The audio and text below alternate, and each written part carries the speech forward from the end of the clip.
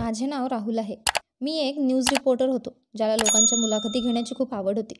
माझे फक्त काम लोकांच्या मुलाखती घेणे होते आणि त्यांच्या मुलाखती रेकॉर्ड केल्यानंतर मला ते माझ्या चॅनलला द्यायचे होते. एका ठिकाणी इंटरव्ह्यू संपल्यानंतर मी माझ्या ऑफिसमध्ये काम करणाऱ्या एका माणसासोबत बाईकवरून ऑफिसला जात होतो.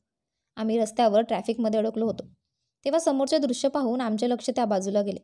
तिथे एक 45 वर्षांच्या माणसाला जमावाने घेरले होते. कुणी त्याला ढकलत होतं तर कुणी कमरेला धरलं होतं. आम्हाला ही बातमी करायची होती, पण गर्दी खूप होत होती आणि आम्हाला कुठल्यातरी नेत्याची मुलाखत घ्यायला जायचे होते. नेताजींच्या भेटीची वेळ ठरलेली होती. त्यामुळेच इथे राहून आम्हाला त्यांचा वेळ वाया घालवायचा नव्हता. आता आम्ही ट्रॅफिकमध्ये अडकलो होतो आणि तसाच सगळा जमाव त्या माणसाला घेऊन जात होता. जमाव निघून गेल्यावर वाहतूक सुरळीत झाली आणि आम्ही नेताजींची मुलाखत घ्यायला गेलो. साधारण तासाभराने आम्ही त्याच मार्गाने परत आलो.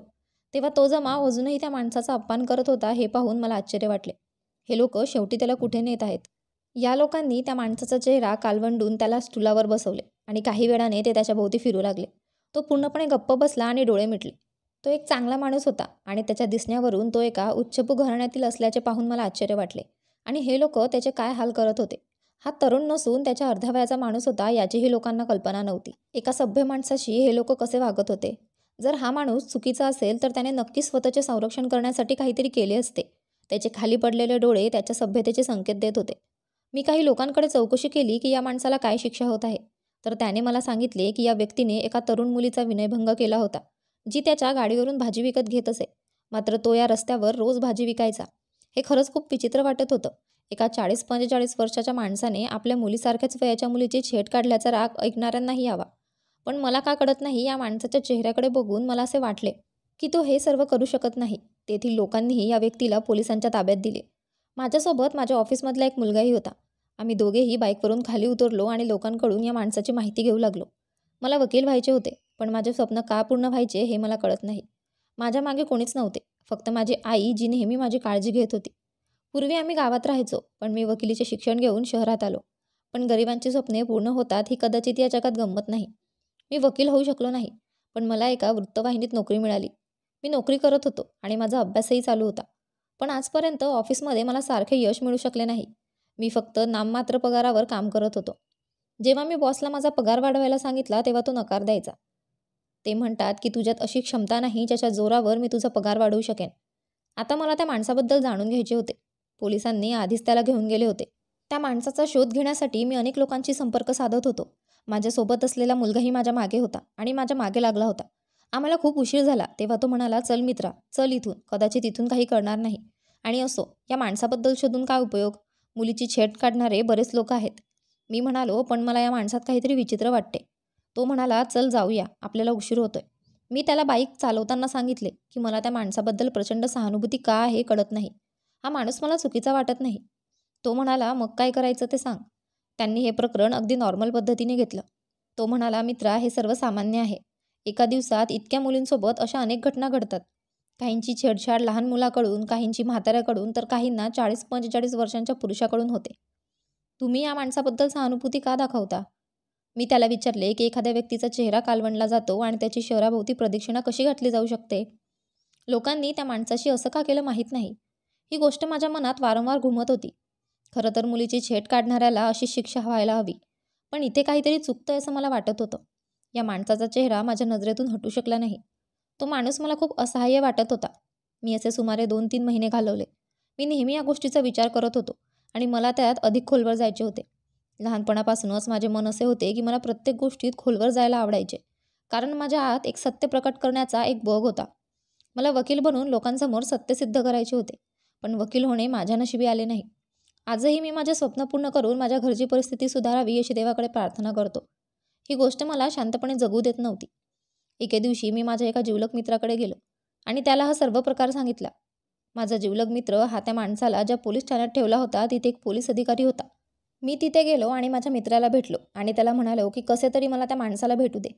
10 एप्रिल रोजी तुरुंगात आणलेल्या व्यक्तीचे वय सुमारे 45 वर्ष असून त्याने एका मुलीचा विनयभंग केला होता. मी माझ्या मित्राला विचारले, त्या माणसाचे काय झाले? त्याने मला सांगितले की ज्या मुलीचा त्याने विनयभंग केला ती सामान्य कुटुंबातील मुलगी नव्हती. ती एका अत्यंत श्रीमंत बापाची मुलगी होती.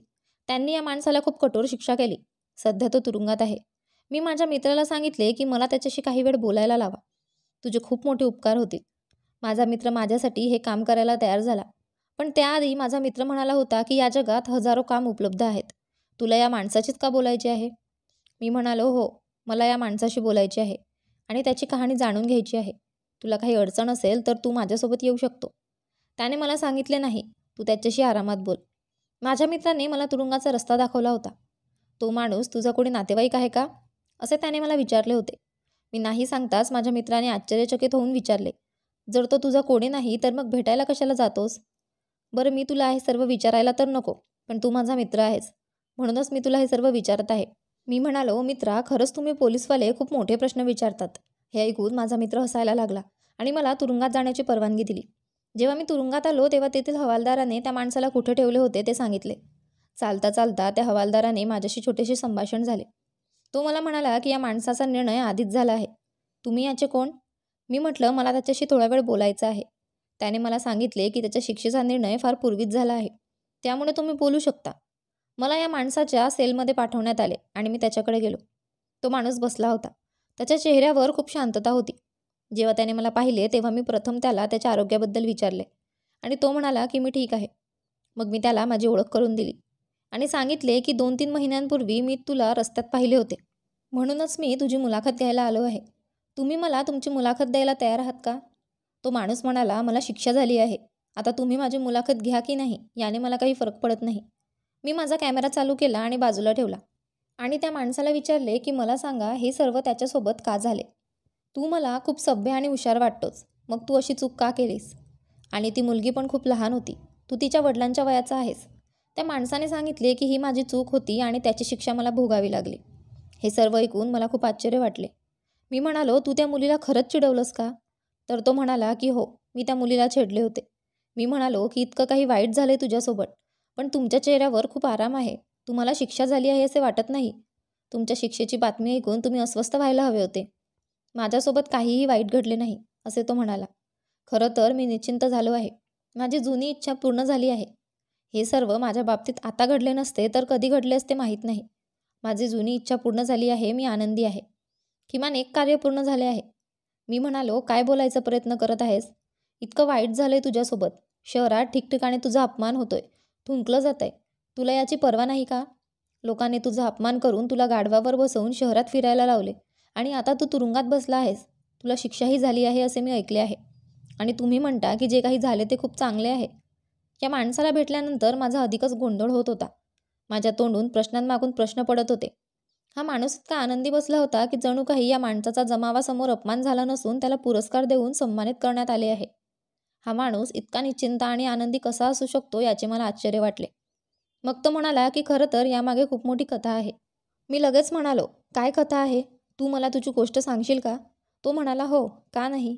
त्या माणसाने मला त्याची गोष्ट त्याच्याच शब्दात सांगितली आणि त्याच्या पद्धतीने सांगितली की माझे नाव केशव आहे. ही गोष्ट त्यावेळची आहे जेव्हा मी लहान होतो. मी साधारण 20 वर्षांचा होतो. 20 वर्षांचे वय म्हणजे वाढत्या तारुण्याचा काळ आणि यावेळी मुलींना पाहणे आणि त्यांच्याशी बोलणे हे माझे काम होते आणि फक्त मुलींचा विचार करत राहणे. स्वतः मी माझ्या आवारातील सर्वात देखणा तरुण मुलगा होतो. माझे वडील आमच्या परिसरातील सर्वात श्रीमंत आणि समृद्ध व्यक्ती होते. आमच्या परिसरातील सर्व लोक गरीब होते आणि आम्ही त्यांच्यापेक्षा खूप चांगले होतो. त्या दिवसात सर्व लोक एकाच ठिकाणी राहत होते आणि आमच्या परिसरात तरुण आणि सुंदर मुली होत्या. माझ्या वडिलांनी त्यांचे घर बांधले तेव्हा त्यांनी 4 मजली घर बांधले. आम्ही किती उंच घर बांधतोय हे पाहण्यासाठी प्रत्येकजण आमच्या घराकडे पाहत होता, कारण आजूबाजूची सर्व घरे फक्त 1 किंवा 2 मजली होती. कारण आमच्या वस्तीत राहणारे सर्व लोक गरीब होते. आमच्या परिसरातील लोक बहुतेक 1 खोली, 1 स्नानगृह, स्वयंपाकघर बनवायचे आणि अंगणासाठी समोर थोडी मोकळी जागा ठेवायचे. त्यांच्याकडे भरपूर जागा होती, पण ती बांधण्यासाठी पैसे नव्हते. त्यामुळे सगळ्यांची घरं बहुतेक सारखीच बांधलेली होती. आमचं घर सगळ्यात उंच आणि छान दिसत होतं. मलाही खूप आनंद झाला. मला गच्चीवर जायची खूप आवड होती. मी छत उंच असायला सांगितले होते आणि माझ्या विनंतीवरून माझ्या वडिलांनी 4 मजली घर पूर्ण केले होते. मी गच्चीवर उभं राहून आजूबाजूचे नजारे पाहायचो. पण एक तोटा असा होता की माझ्यात एक अतिशय विचित्र सवय निर्माण झाली होती. लोकांच्या घरात डोकवायची सवय मला लागली होती आणि आमच्या छतावरून सगळ्यांची घरं दिसत होती. वरून लोक काय करत आहेत हे मला सर्व दिसायचे, की कुणाच्या घरी बाई बसून कपडे इस्त्री करत होती, तर कुणाच्या घरी मुलगी स्वयंपाक करत होती, कुणाच्या घरात मुलं खेळत होती किंवा बाहेर अंगणात कॉटवर झोपलेली होती. मी छतावरून सर्व काही स्पष्टपणे पाहू शकत होतो, कारण ते गरीब लोक होते. म्हणूनच त्यांना त्यांच्या घराच्या वर दुसरा मजला बांधता आला नाही. माझ्याकडेही भरपूर पैसे होते. माझे वडील मला दर आठवड्याला भरपूर पैसे द्यायचे. तो तरुण मुलगा आहे आणि त्याच्याकडे पैसा असला पाहिजे असे म्हणायचे. मला वाटले होते की माझे संपूर्ण आयुष्य असेच निघून जाईल आणि माझी अय्याशी अशीच चालू राहील. एकदा मी एक मुलगी पाहिली जी रस्त्याने जात होती. ती खरंच खूप सुंदर होती. तिच्या सौंदर्याला उत्तर नव्हते. तिला पाहताच मी तिच्या प्रेमात पडलो. ती मुलगी माझ्या मनात स्थिरावली होती. मी नेहमी त्या मुलीचा विचार करत राहिलो. मी नेहमी त्याच जागी उभं राहून तिची वाट पाहायचो. ती जिथे गेली तिथून पापण्या मिटून बसायचो. कदाचित ती कुठल्या तरी शाळेत किंवा कॉलेजमध्ये शिकली असेल म्हणून तिला रोज तिथून जावं लागतं. जमिनीवर तिच्या पावलांचे पडसाद वाचताच माझ्या मनाचा ताबा सुटायचा. ती माझ्या नजरेतून दिसेनाशी होईपर्यंत मी तिच्याकडे असेच पाहत होतो. माझ्या मित्रांना माझ्यावर आश्चर्य वाटले आणि ते म्हणाले की तू या मुलीच्या मागे वेडा झाला आहेस. मग मी म्हणालो की मला तिला भेटायची आहे आणि तिच्याशी बोलायचे आहे. मला माझा हात तिच्या हातात ठेवायचा आहे. मी तिला फक्त 1-2दाच पाहिले, त्यामुळे मी वेडा झालोय. तिच्याशी बोलल्यावर माझे काय हाल होतील माहीत नाही. माझ्या मित्रांनी सांगितले की ती एक प्रतिष्ठित कुटुंबातील मुलगी आहे आणि तुझ्याशी असे कधीही बोलणार नाही. जेव्हा तू तिच्याशी लग्न करशील तेव्हाच तू तिला भेटू शकशील. माझे लग्न कोणी करणार नाही. सध्या मी अभ्यास करत आहे. लग्नाबद्दल बोललो तर मला माझ्या घरच्यांच्या चपला पडतील. हसत मस्करी करत मी या मुलीकडे असेच बघायचो. मी तिच्या प्रेमात पडलो आहे की नाही हे मला माहीत नव्हते, परंतु माझ्यासाठी तो एक आश्चर्याचा विषय होता. असे म्हणतात की जोपर्यंत पुरुषाला स्त्रियांमध्ये रस असतो तोपर्यंत तो त्याच्या मागे धावतो. आवड संपली की प्रेमही संपते. पण जे प्रेम रस घेण्याबरोबरच संपते ते प्रेम नसते. यावेळी केवळ प्रेमाच्या नावाचा वापर केला जात असतो. असाच एके दिवशी मी माझ्या घराच्या गच्चीवर उभा होतो तेव्हा समोरचे दृश्य बघू लागलो. अंगणात एक बाई कपडे धुत बसली होती. त्या बिचाऱ्या बाईला मी वरून उभं राहून पाहत होतो हे माहीत नव्हतं. तिने साडीचा पदर घातला नव्हता, पण पदर तिच्या कमरेला बांधलेला होता आणि वरून फक्त तिचा ब्लाऊज दिसत होता. तिचा गडाही खूप मोठा होता. ती तिच्या कपड्यांवर दबाव आणत असताना तिचे संपूर्ण शरीरही थरथरत होते आणि मी बराच वेळ तिच्याकडे बघत होतो. तिला या गोष्टीची पूर्ण कल्पना नव्हती. मी विचार करू लागलो की किती मूर्ख स्त्री आहे. मी तिला पाहतोय हे तिला कळतही नाही. ती बाई जरी माझ्या आईच्या वयाची होती, पण सध्या तरी ते दिसायला वाईट वाटलं नाही. असं कोणाच्या घरात भांडणं झालं असलं तर मी तेही पाहिलं असतं आणि आवाजही ऐकायचो. सर्वजण माझ्या वडिलांना सांगायचे की त्यांनी खूप छान घर बांधले आहे. मी छतावरूनच आसपासच्या घरांचा मागोवा घेतोय हे कुणाला जाणवलं नाही. मी त्या मुलीला ओळखले होते. तिचा चेहरा मी कसा विसरू शकतो. ती माझ्या घराजवळ कुठेतरी राहते हे मला माहीत होते. पण ते घर कोणते? माझी नजर नेहमी त्या मुलीला शोधत असते जेणेकरून मी तिला कुठेतरी पाहू शकेन आणि तसे झाले नाही. बरेच दिवस गेले. कदाचित तिचा अभ्यास पूर्ण झाला असेल. त्यामुळेच तिने शाळेत जाणे बंद केले होते. कारण आता ती त्या मार्गाने जाताना मला दिसत नव्हती. मी तिला खूप मिस करत होतो आणि मला तिला बघायचे होते. एके दिवशी मी माझ्या मित्रांना तिच्याबद्दल सांगितले तेव्हा माझे मित्र म्हणाले, ते सोड, तू अजूनही त्याच मुलीबद्दल विचार करत आहेस का? चित्रपटगृहात नवा चित्रपट लागला आहे, तो बघायला जाऊया. आता मला चित्रपटांमध्येही रस नव्हता. माझी नजर त्याच मुलीला शोधत राहिली. एके दिवशी नशिबाने माझ्यावर कृपा केली. मी माझ्या घराच्या टेरेसवर उभा होतो तेव्हा संध्याकाळची वेळ होती. त्यावेळी सर्वजण आपापल्या घरी आराम करत होते किंवा काही महिला स्वयंपाक करत होत्या. माझी आई म्हणायची, यावेळी छतावर चढू नकोस. प्रथम तिथे खूप गरमी असते आणि संध्याकाळी टेरेसवर जाणे चांगले नाही, म्हणूनच संध्याकाळी टेरेसवर जाऊ नये. पण माझा सगळा आनंद हिंडत होता. म्हणूनच मी हातात कोल्ड्रिंकचा ग्लास घेऊन गच्चीवर उभा होतो. मी कोल्ड्रिंक पित होतो तेव्हा समोरचे दृश्य पाहून आश्चर्यचकित झालो. माझी नजर पहिल्यांदाच या घरावर पडली. पण माझ्या कधीच लक्षात आले नव्हते की हे घर त्या मुलीचे घर होते. ती अंगणात उभी होती. मी तिला दुरून पाहिलं होतं. तिचा चेहरा पाहून मी तिला लगेच ओळखले आणि तिने स्कार्फ घातलेला नव्हता. घराबाहेर पडल्यावर ती स्वतःला चांगले झाकून घेत होती आणि आता ती पूर्णपणे माझ्यासमोर उभी होती. तिच्याकडे आता स्कार्फही नव्हता. तिचे हात, चेहरा, पाय, मान सर्व काही मला दुरूनच दिसत होते. ती खूप सुंदर होती. तिचे ओठ पण खूप सुंदर होते आणि तिचे नाक पण गोरे आणि लांब होते. तिचा रंग असा होता की त्याला कोणी स्पर्श केला तर तो मलिन होईल. आधी मी फक्त तिच्याकडे बघतच राहिलो. अचानक तिनेही मला पाहिले. मी तिला पाहतोय समजल्यावर तिने स्वतःला हाताने लपवले. कदाचित ती असहाय्य असावी आणि तिला समजले की एखाद्या मुलाने तिला पाहिले आहे. मला बघून ती एका बाजूला पळत गेल्याचं मी दुरूनच पाहिलं होतं. पण तिला पडून जायला थोडा वेळ लागला कारण ती अचानक घाबरली. हे कोण आहे ज्याने मला पाहिले आहे? त्या क्षणी मला थोडी लाज वाटली आणि मी लगेच खाली आलो. शेवटी आई ही आई असते ना.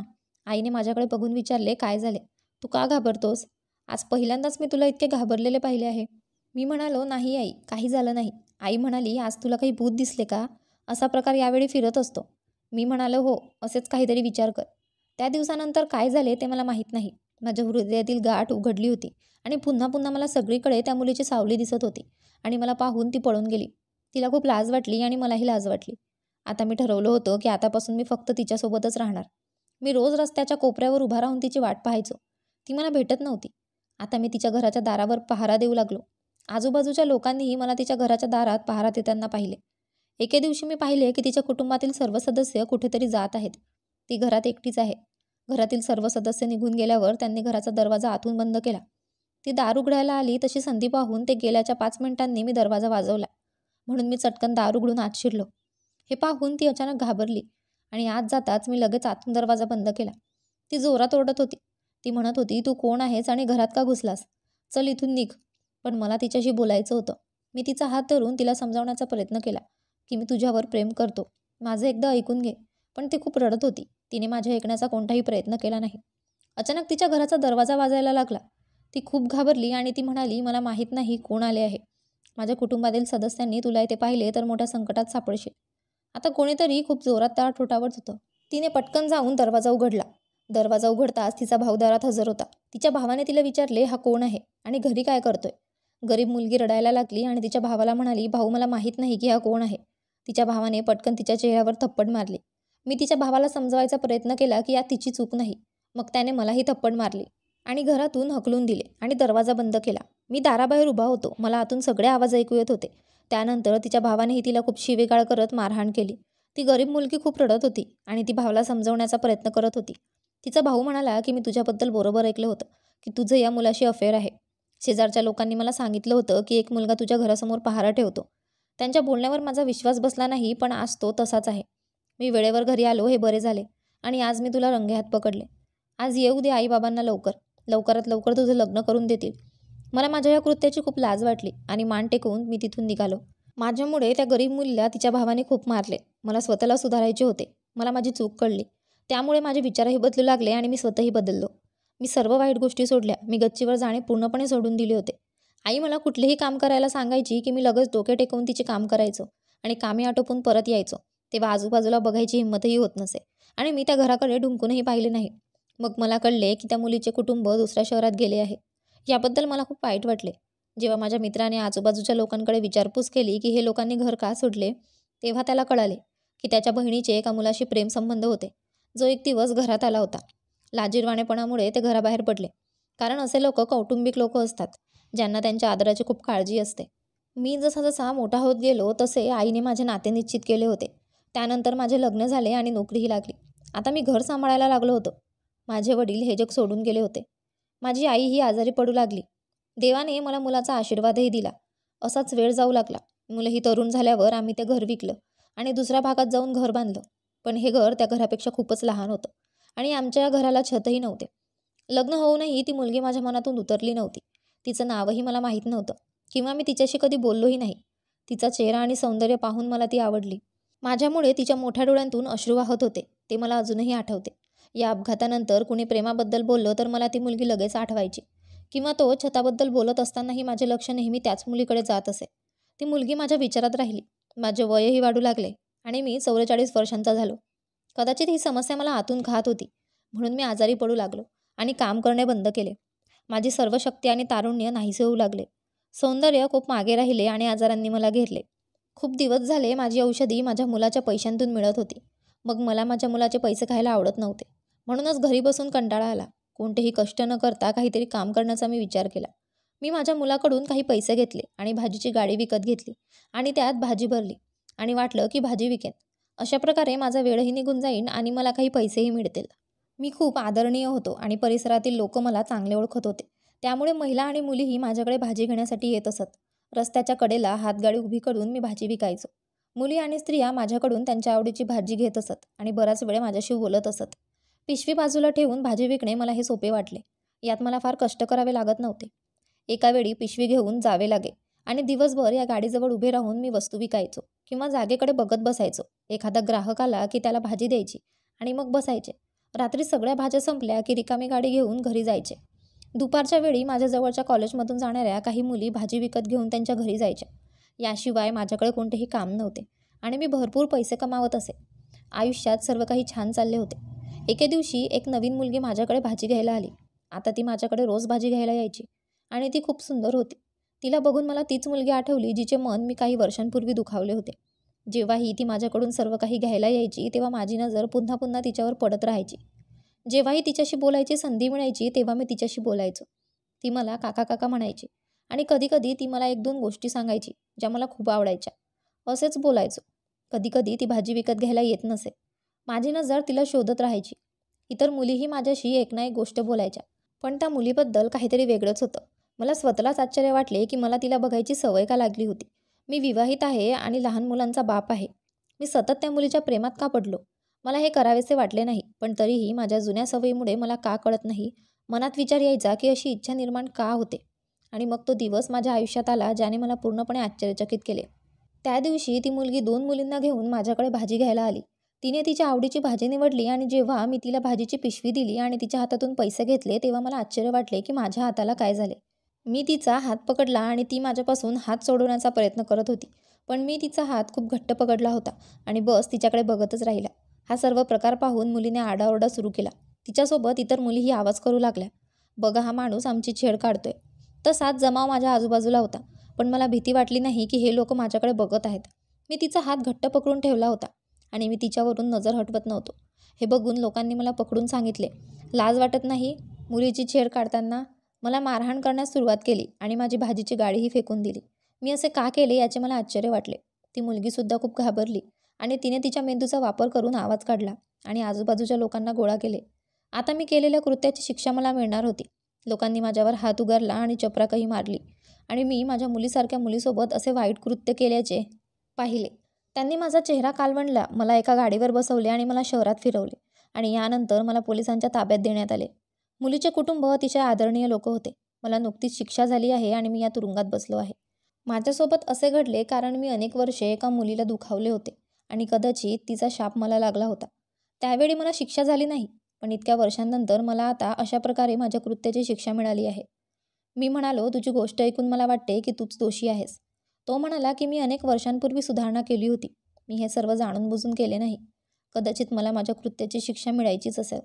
त्यामुळेच माझ्यासोबत हे सर्व घडले. त्याचे शेवटचे शब्द ऐकून मला आश्चर्य वाटले. त्याने हे सर्व जाणून बुजून केले नसून प्रत्यक्षात त्याने मुलीची छेड काढली आणि तिचा हात धरला होता.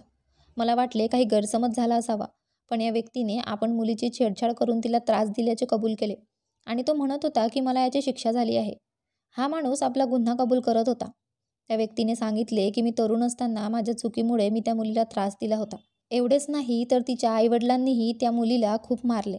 पण मला त्या मुलीचा शाप लागला असावा, कारण ती खूप रडत होती. जर तिच्यासोबत इतकं चुकीचं घडलं असेल तर तिने माझ्याबद्दल वाईट बोलून मला शापही दिला असावा. कदाचित हे सर्व त्याच्यामुळेच घडले असेल.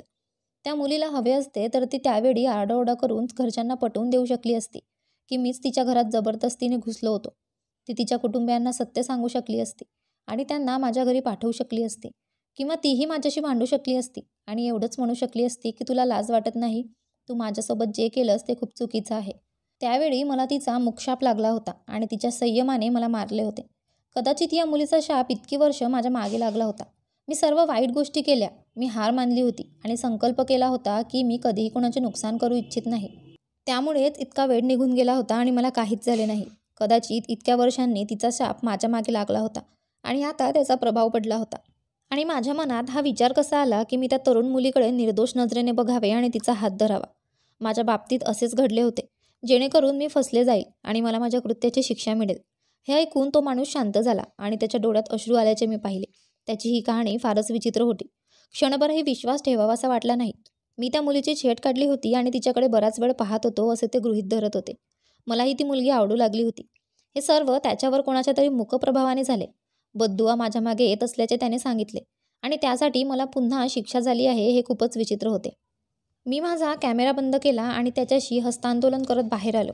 या कथेतून मला कळले होते की या माणसाला जिवंत असताना त्याच्या कृत्याची शिक्षा मिळाली हे बरे, नाहीतर मेल्यानंतर देवही माफ करत नाही. असं म्हटलं जातं की कोणी तुमचं वाईट केलं तर तुम्ही ते भोगता. मग निसर्ग गप्प बसतो, कारण तुम्ही स्वतःचा बदला घेतात. पण तुम्ही गप्प बसलात तर निसर्ग बोलतो. निसर्ग खूप उशिरा बोलतो.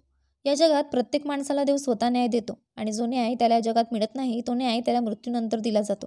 त्याची शिक्षाही दुप्पट असते. मला या माणसाची ही कथा खूप आवडली होती. मी ताबडतोब माझ्या ऑफिसमध्ये गेलो आणि त्या माणसाचा व्हिडिओ माझ्या बॉसला दिला आणि हा व्हिडिओ आमच्या चॅनलवर माझ्या नावाने प्ले झाला. खरं तर ही कथा खूप मनोरंजक होती. ही कथा ऐकल्यानंतर लोकांना ही कथा खूप आवडली आणि या कथेतून एक नवीन धडा शिकायला मिळाला की एखाद्याला दुखावण्याआधी आपण आपल्या शिक्षेचा विचार केला पाहिजे आणि लवकरात लवकर त्याची माफी मागितली पाहिजे. अन्यथा खूप वाईट होते आणि उशीर होतो. अशा प्रकारे मला माझ्या चॅनलवर नाव मिळाले. मी प्रसिद्ध झालो आणि माझ्या बॉसने माझा पगारही वाढवला होता. काही दिवसांनी त्या व्यक्तीची प्रकृती तुरुंगातच बिघडली होती आणि तुरुंगातच त्याचा मृत्यू झाल्याचे उघड झाले. तर त्याच्या कुटुंबियाने जामीन मिळवण्याचा प्रयत्न केला होता. परंतु त्या व्यक्तीने जामीन नाकारला आणि सांगितले की मला माझी शिक्षा भोगायची आहे. त्यांच्या निधनाने आम्हाला खूप दुःख झाले. मित्रांनो, मला आशा आहे की तुम्हाला आमची कथा आवडली असेल. जर तुम्हाला कथा आवडली असेल तर व्हिडिओला लाईक करा. तुम्ही जर चॅनलवर नवीन असाल तर चॅनलला सबस्क्राईब करा. आणि होय, नोटिफिकेशन बेल दाबा जेणेकरून पुढील व्हिडिओची अपडेट तुमच्यापर्यंत पोहोचेल.